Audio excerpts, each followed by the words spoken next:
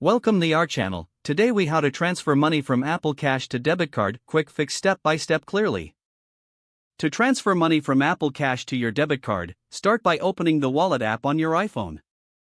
Locate your Apple Cash card within the Wallet interface.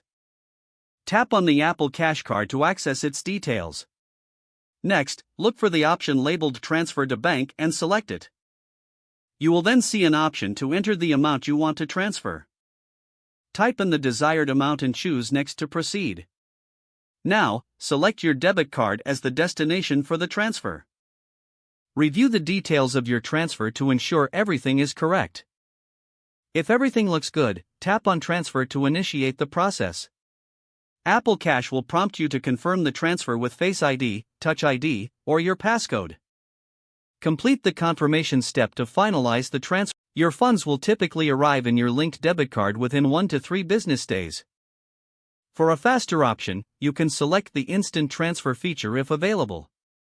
Be aware that instant transfers may incur a small fee. Once the transfer is complete, you will receive a notification confirming the transaction has been processed. Check your debit card balance to ensure the funds have been successfully transferred.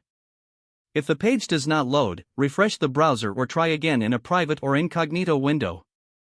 Make sure you are using the correct email address, then retype it carefully to avoid small typos.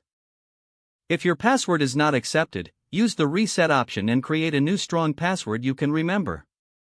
Check your spam folder for verification or security emails, then complete any requested confirmation steps. Enable two-factor authentication if available to improve account security and reduce unauthorized access risk.